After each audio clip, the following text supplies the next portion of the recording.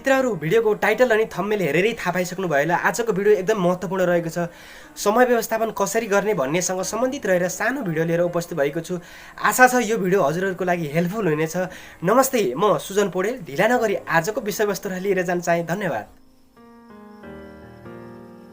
हो साथीहरू, हाम्रो जिन्दगी भनेको एउटा म्युजिक जस्तै हो, जहाँ एउटा राम्रो म्युजिक हुनको लागि टोन, लिरिक्स, भोकल सबै कुराको तालमेल मिल्यो भने मात्र एउटा राम्रो म्युजिक हुनसक्छ।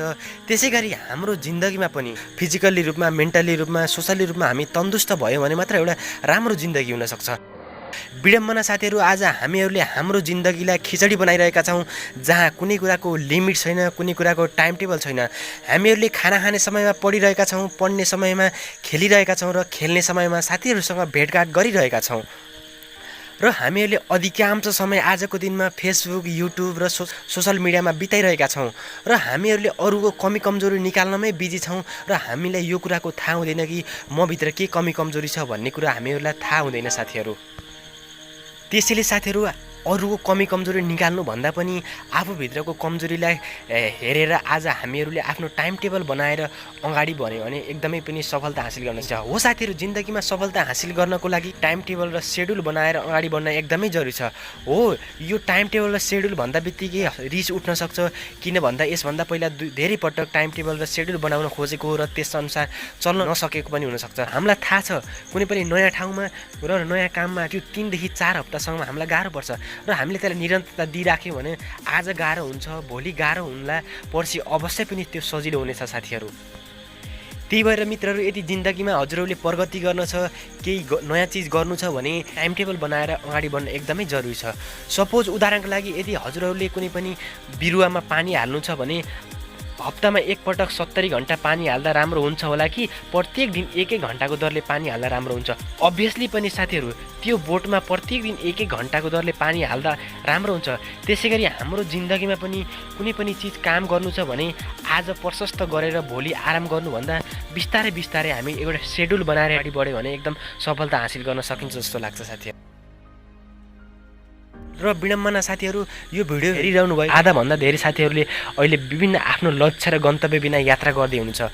सपोज उदाहरणको लागि, यदि हजुरले कुनै पनि ठाउँको यात्रा गर्दै हुनुहुन्छ भने यदि टिकट काउन्टरमा गएर बिना गन्तव्य र बिना एड्रेसको हजुरले टिकट माग्नुभयो भने दिँदैन नि साथीहरू।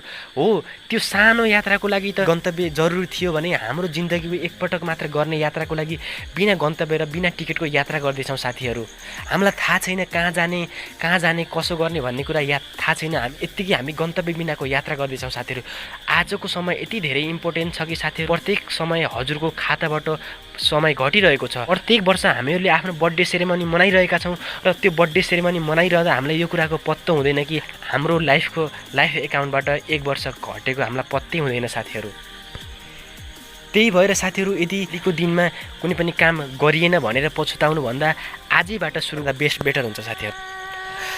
र साथीहरू, हाम्रो जिन्दगीको आधा समय बितिसकेको छ, जहाँ हाम्रो औसत आयु 60 वर्ष भए तापनि त्यो 60 वर्षबाट हामीले 30 वर्ष अलरेडी बिताइसकेका छौँ र बाँकी रहेको 30 वर्षमा पनि 15 वर्ष त हामीले सुतेरै कटाउँछौँ र बाँकी त्यो 15 वर्षमा हामी के गर्ने त? जुन 15 वर्षमा 8 वर्ष त हामीहरूले पढेर अथवा कुनै पनि काम गरेर बिताउँछ होला र त्यो बाँकी रहेको 8 वर्ष के गर्ने भन्ने कुरा हजुरको हातमा छ साथीहरू। र हाम्रो जिन्दगी भनेको साथीहरू सिनेमा हलमा चलेको मुभी जस्तै हो, जहाँ इन्टरभलभन्दा पहिलाको मुभी फ्लप भइसकेको छ र इन्टरभल पछिको मुभी कस्तो बनाउने भन्ने कुरा हजुरको हातमा छ।